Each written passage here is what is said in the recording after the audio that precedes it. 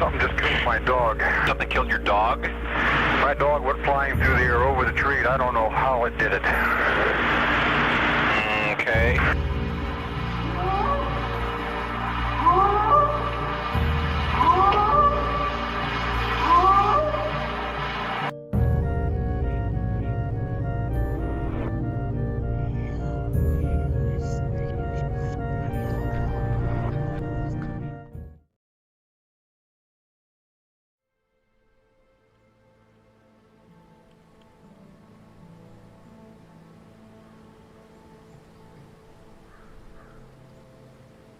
Deep in Bigfoot territory. Episode 28, Cryptids of Asia. This is a Squatch Mafia documentary.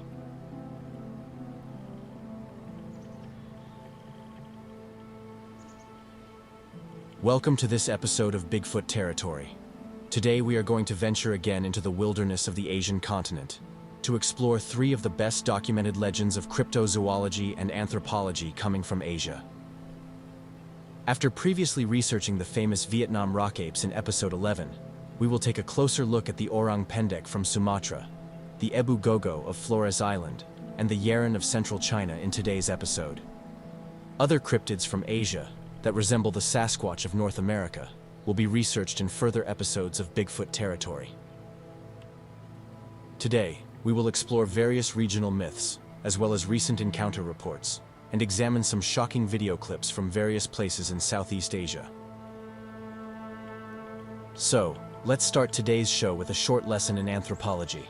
The list of hominids in Asia is long, and in recent years, two more species of hominids have been confirmed by academic science: Homo denisova from Siberia and Homo longi from China. Also, the legends of still undiscovered dwarf-like people and pygmies, living in the remote inner jungles of Southeast Asia, are numerous. Many of the known pygmy and forest tribes that dwell in the jungles of the Indonesian and Malaysian islands tell stories of other, stranger races of hominids, and even more elusive tribes of dwarf-like beings inhabiting remote regions of the jungle and who are still unknown to the Western world. But the most spectacular finding in anthropology in recent decades comes from the small Indonesian island of Flores in the Malaysian Sea. The island of Flores is part of the Sunda Islands, which are located in the Malaysian archipelago. The entire region, and especially the Malaysian archipelago, deserves a closer look, as two of the three cryptids we are going to research today are native to the Malaysian archipelago. The archipelago is part of the Eurasian continental shelf and is separated from the Australian continental shelf by the Wallace Line, named after 19th century scientist Alfred Russel Wallace. The Wallace Line is the deep-sea trench between maritime Southeast Asia and Australia, marking a distinct barrier in the fauna of the region. North of the Wallace Line, the fauna is Eurasian, with animals like monkeys and bears, while the Australian fauna, with marsupials and other unique species, begins south of the line. During the last ice age, the small islands and archipelagos of the region were most likely part of a large landmass connected to continental Eurasia, before they were separated by rising sea levels at the end of the last ice age. In other words, the Wallace Line marks the southernmost reach of Eurasian fauna. Many species in this region are endemic, and most likely very old and archaic, found nowhere else in the world. The tarsier, the Komodo dragon, and the sambar deer are popular examples of endemic species in the region. The archipelago has one of the highest biodiversities in the world and is also one of the least explored regions. Especially the larger islands in the region, such as Sumatra, Borneo, and Papua New Guinea, still have the reputation of being not fully explored.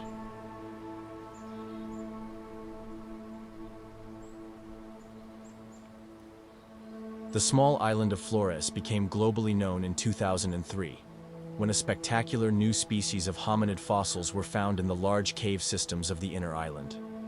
In 2010, academic science confirmed Homo floresiensis, better known as the Hobbit, as a new species of Homo.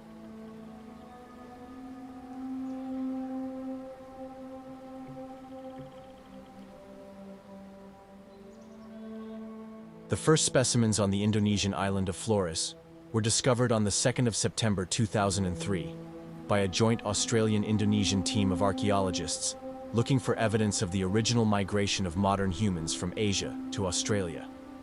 They instead discovered a nearly complete, small-statured skeleton in the Liang Bua cave, and subsequent excavations in 2003 and 2004 recovered 7 additional skeletons, dated from 38,000 to 13,000 years ago.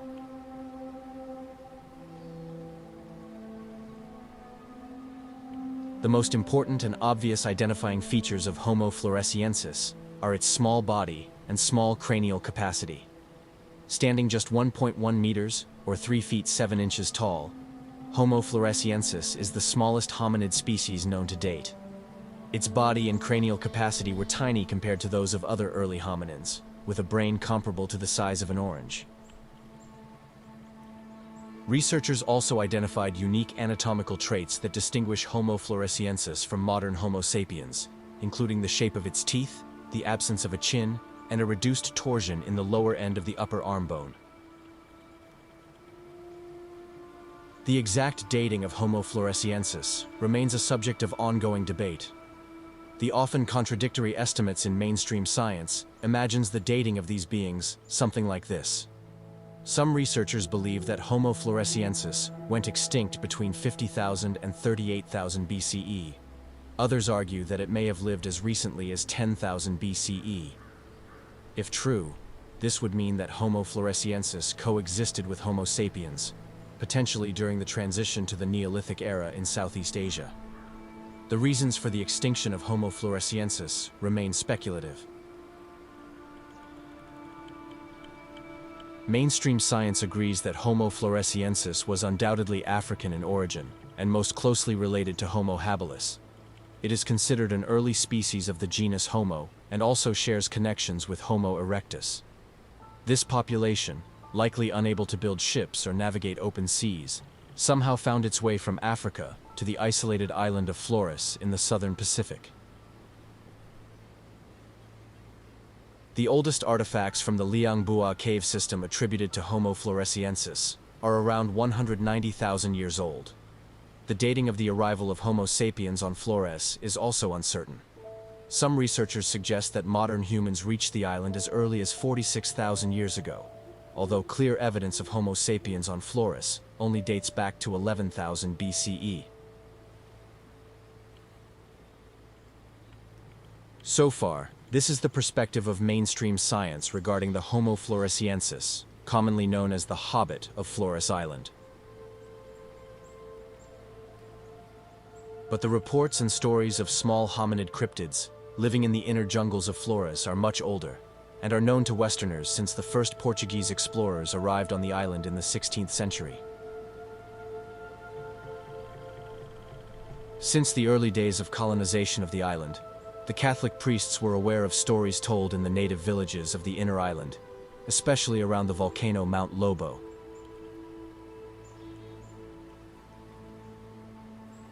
These stories spoke of the Ebu Gogo, which translates to ancestors who eat everything, a race of small, hair-covered people living in the dense jungles and remote caves of the inner island.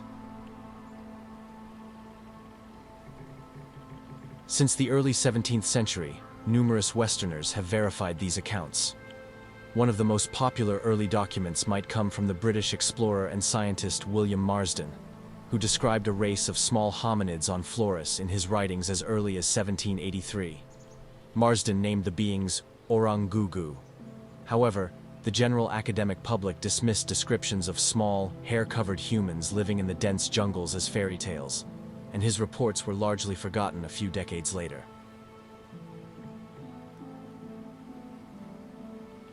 But the stories told by the natives of Flores, especially the Nog people, are fascinating and have remained consistent through the ages, being passed down to this day. Legend has it that the tales of the Ebu Gogo began when the ancestors of the Nog people established a settlement in a remote area on the island. These stories speak of the coexistence of the natives with these beings, the disappearance of babies and children, and the extermination of the strange creatures. The Ebu Gogo are described as small like children, with their entire body except their faces covered with hair, with long arms and round bellies. They constantly murmured in an unintelligible language, but they would mimic whatever was said to them. The Ebu Gogo lived in caves, and it is said that about 50 of them existed in the central part of the island. They often visited the villages around the volcano Mount Lobo, but observed the daily life of the villagers only from a distance. It is reported that the natives tried to make contact with their aloof neighbors by offering them cooked food, which they accepted. Over time, the Ebu Gogo joined the villagers at feasts, where they consumed nearly all the provided food. As a result, they earned the nickname "ancestors who eat everything." To show that they were not simple ape-like creatures, the Ebu Gogo danced with the villagers and mimicked their language, although it remained unclear how well they understood it. They murmured at each other and could repeat words spoken to them by villagers. For example, to "here's some food," they would respond with "here's some food" in a parrot-like manner. The female Ebu Gogo had extremely long and pendulous breasts. The gait of the beings was awkward-looking.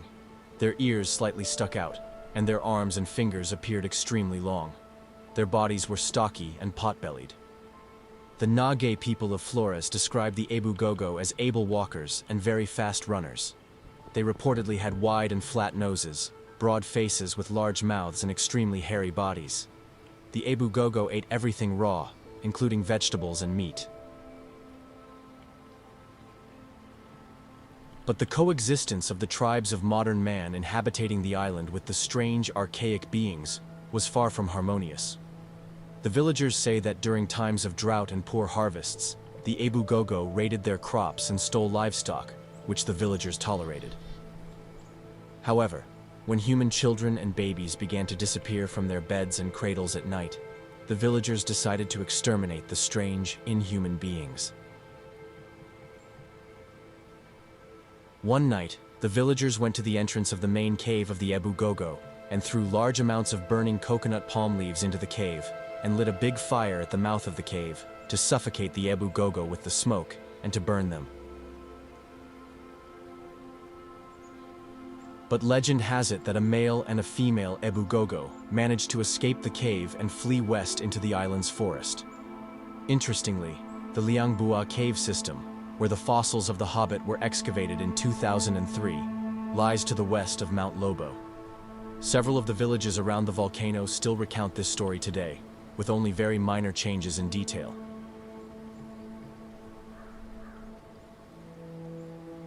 The Dutch colonists, who arrived in that part of the island in the mid-19th century, already were told similar stories by the villagers. The oral tradition of the natives says that the last Hobbit was seen just before most villages moved location, farther from the volcano, after an eruption in 1830, not long before the Dutch settled in that part of central Flores. Scientists speculate that the stories of the extermination of the Ebu Gogo originated between 1750 and 1810. This may not have been a single act of extermination, but rather the culmination of a prolonged period of competition.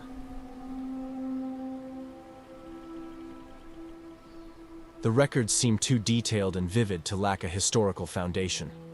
Furthermore, the verifications by several Westerners, such as William Marsden in 1783, and the Dutch colonists 50 years later, seem to make a historic background of the tale plausible. When we look at the excavations and datings of Homo floresiensis in light of these stories, it seems highly likely that the fossils only represent a small fraction of a larger population that likely survived much longer than 10,000 BCE into historical times. And when we consider encounter reports or watch videos of cryptids from the region, it appears that the Ebu Gogo may not have completely gone extinct, but rather that the Hobbit is still alive and well in Southeast Asia.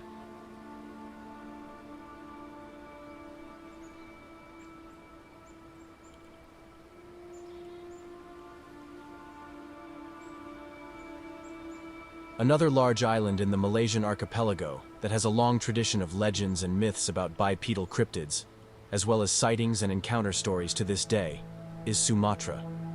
Particularly within the borders of Kerinci Seblat National Park in central Sumatra, reports of a legendary cryptid, documented for at least 200 years, continue to emerge. The Orang Pendek, one of Asia's most famous cryptids, lives in the forested mountains of the island since centuries, according to the natives.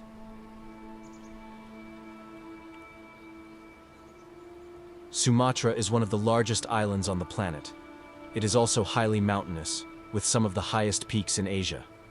The supervolcanoes of Sumatra, Toba, and Krakatau are among the most notorious volcanoes in history. The Toba eruption is believed to have caused a genetic bottleneck in the Homo sapiens population, reducing the species that lived in Africa at the time to just a few thousand individuals, which explains the close genetic relation between all living humans today. The Kerinci Seblat National Park, located 2 degrees south of the equator, lies within a high mountain range and features some of the most remote primary rainforests in the world. The tribe of the Suku Anak Dalam, translated as Children of the Inner Forest, a group of nomadic hunter-gatherers who have traditionally lived throughout the lowland forests of Sumatra, states that the Orang Pendek has been a part of their world and a co-inhabitant of the forest for centuries. Early Western science classified the Suku Anak Dalam into 2 groups: the so-called tamed groups, who were somewhat assimilated under Western rule and primarily lived as farmers, and the wild groups, who remained deep in the forests and made strong efforts to avoid contact with the outside world. From these so-called wild groups, the Dutch colonists heard the stories of the Orang Pendek, an even more elusive forest creature than the wild native tribes, for the first time. Since 1820, the creature has allegedly been seen and documented by forest tribes, local villagers, Dutch colonists, and Western scientists and travelers. Consensus among witnesses is that the animal is a ground-dwelling, bipedal primate, covered in short fur, standing between 80 and 150 centimeters, or 30 to 60 inches tall. Nearly all reports come from the remote mountainous forests in the island's center, especially from farmers in the Kerinci Seblat National Park.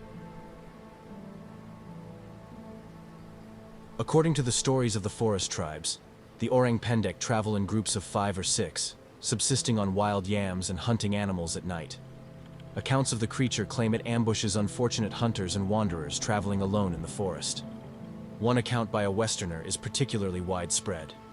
One night in 1923, a Dutch settler by the name of Van Heerwaarden had an encounter while being on a trip to survey land in a remote part of Sumatra. The account reads as follows: "I discovered a dark and hairy creature on a branch. The Sadapa was also hairy on the front of its body. The color there was a little lighter than on the back. The very dark hair on its head fell to just below the shoulder blades, or even almost to the waist. Had it been standing, its arms would have reached to a little above its knees. They were therefore long, but its legs seemed to me rather short. I did not see its feet, but I did see some toes which were shaped in a very normal manner. There was nothing repulsive or ugly about its face, nor was it at all ape-like."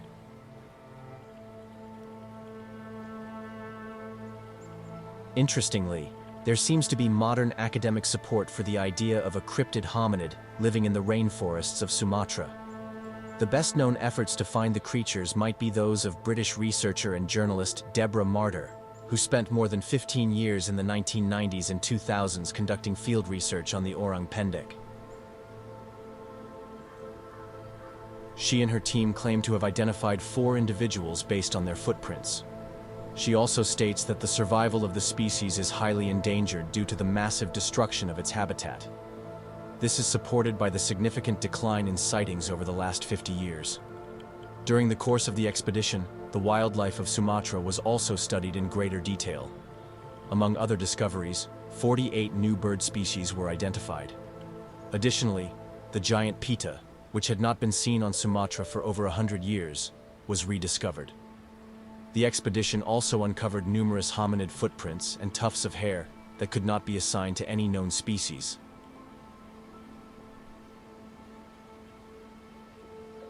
The last cryptid from Asia that we are going to take a look at in today's episode is the Yeren of China. Documented reports of the Yeren date back more than unbelievable 2,300 years, reaching as far as the final centuries of the Zhou dynasty around 300 BC. and the sightings of the Yeren have remained consistent from ancient times to the present day.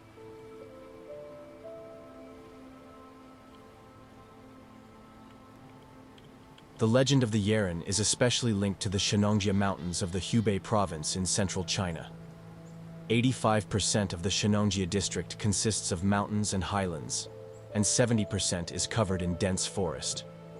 In total, 84% of the region lies at altitudes above 1,200 meters, with 6 peaks reaching over 3,000 meters.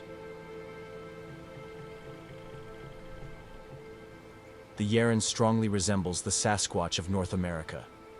Since ancient times, it has been described as savage, strong, and fast-moving, living in mountain caves and descending only to raid villages in search of food or women. A Chinese text from the 3rd century BC describes the Yeren as follows. It is so strong that it can carry an entire cow on its shoulders. Its shape is like that of an ape. It uses human speech, but it can also sound like a bird. It has the face of a human, but the hair-covered body of a beast. It eats both animals and humans.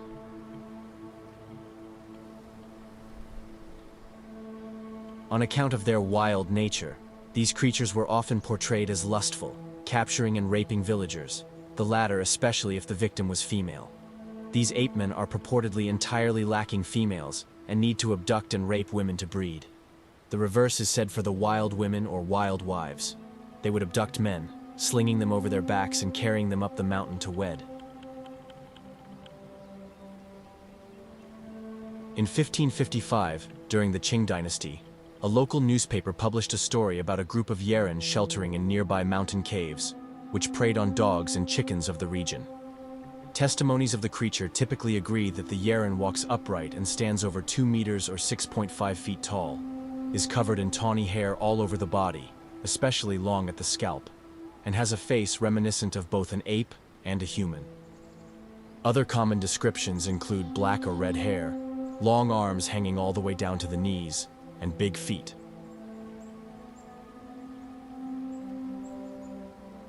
Various scientific expeditions, involving Chinese and Soviet Russian scientists alike, have been searching for the Yeren since the 1970s. Chinese scientists believe that the Yeren is most likely a descendant of Gigantopithecus, or an undiscovered Chinese variant of the African Paranthropus robustus.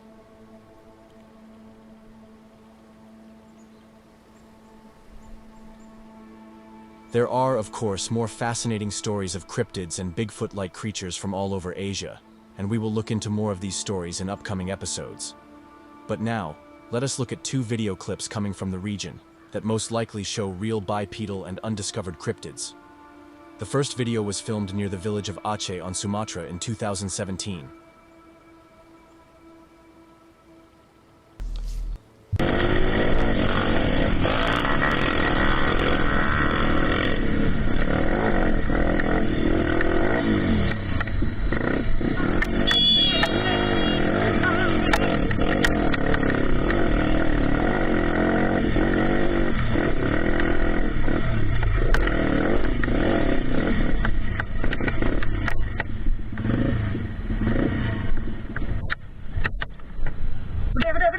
Gede. Cepat naik.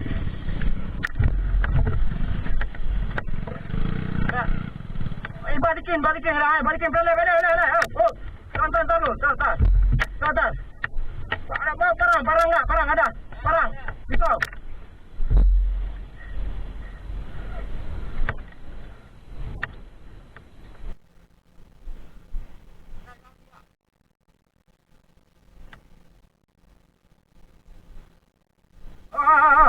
Masuk. Hati-hati je.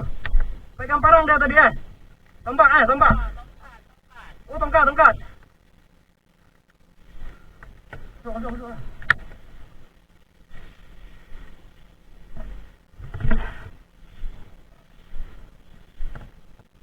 Mak, hati je.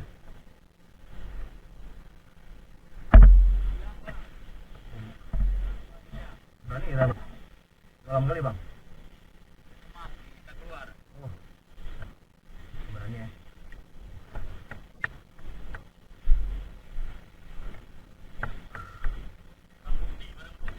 Mana. Oh, ini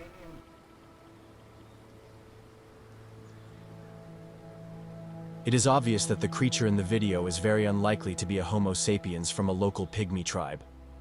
The creature appears significantly smaller than a pygmy human, and its body morphology also seems somewhat unusual and does not match that of a human. Its limbs are proportionally different from those of modern humans, appearing slightly longer in relation to its torso, resembling early hominids rather than Homo sapiens.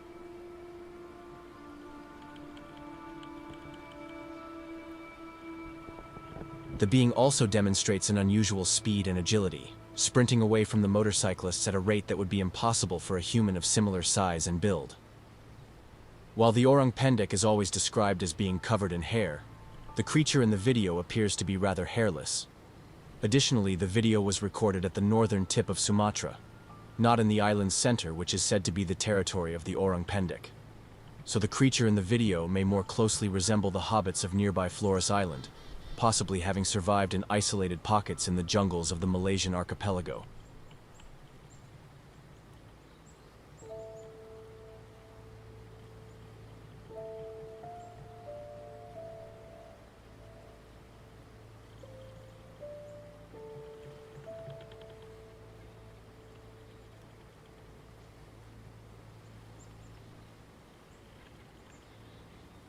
The next video appeared anonymously on the internet in late 2023. It was first published, among others, on the Sasquatch Mafia YouTube channel. The 6-minute-long clip is one of the most fascinating pieces of evidence for the existence of cryptids in recent decades. You can find a link to the complete video in the description below. It is not known who recorded the video, nor exactly when or where it was taken. However, based on the vegetation shown in the footage, Sumatra or Borneo appear to be the most likely places of origin. The video shows a group of strange, hair-covered beings playing around an old shack in the dark. Let us look at a zoomed-in version of the clip.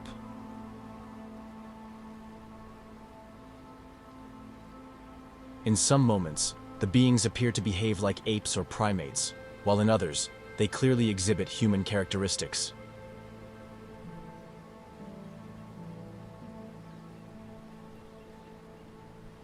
Additionally, strange vocalizations can be heard throughout the video.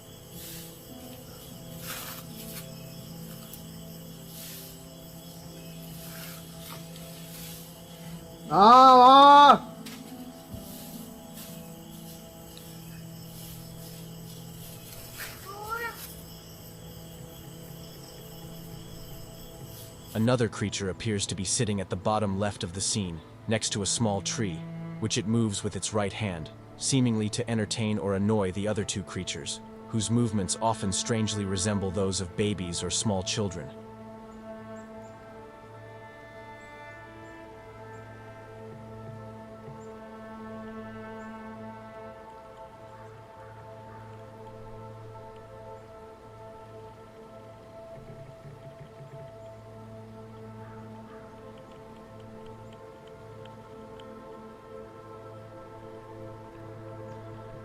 While it appears to be obvious that we are not looking at children or pygmies in monkey suits, there is a moment that clearly proves the video does not show humans. At one point, one of the creatures appears to climb onto the roof of the shack before ascending the tree next to it. Then, after a loud vocalization, the creature jumps out of the tree from a height of approximately 3.5 meters to the ground and smoothly lands on all fours.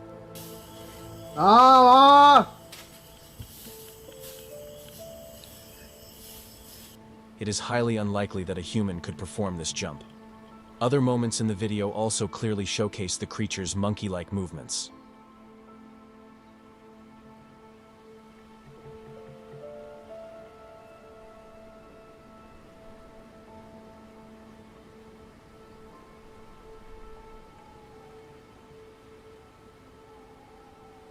But the beings also exhibit various characteristics that are only known from humans and other hominids, and are impossible for all known species of apes and monkeys.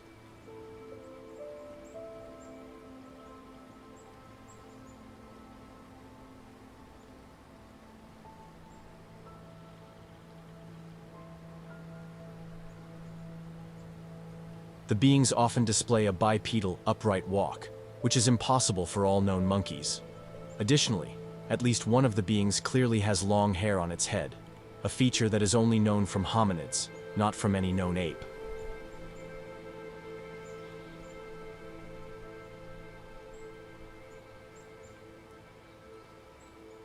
There are indeed Bigfoot encounter videos, such as one from the Ouachita National Forest in Arkansas, that depict creatures with very similar-looking hair.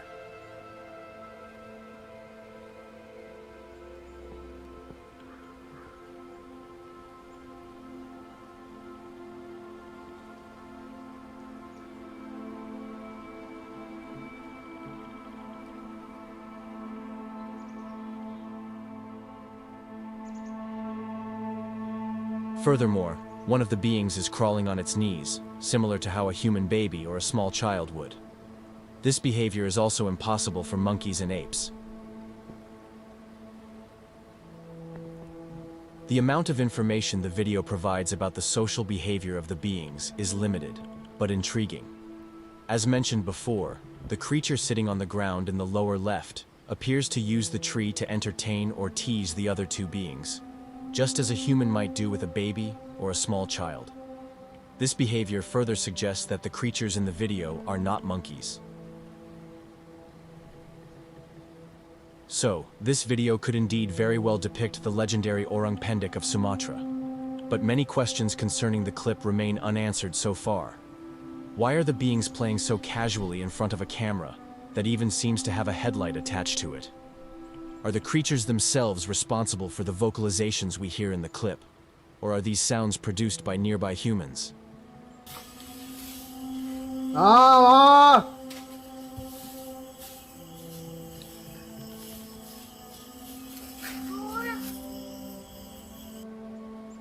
Also, does anyone among our viewers recognize these words as part of a known Asian language?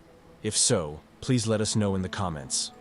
If you know who has recorded this video, or if you have any other relevant information about it, please contact us. There are, of course, many other famous Bigfoot-like beings native to the Far East, and we will return to the Asian continent in an upcoming episode. What are your thoughts on the stories about cryptids from Asia? Let us know in the comments. Hit the like button if you have enjoyed this episode of Bigfoot Territory. Subscribe to the Squatch Mafia channel at YouTube for more videos on Bigfoot and Sasquatch. Check out Squatch Mafia at Patreon and TikTok for extra content. Thank you for watching.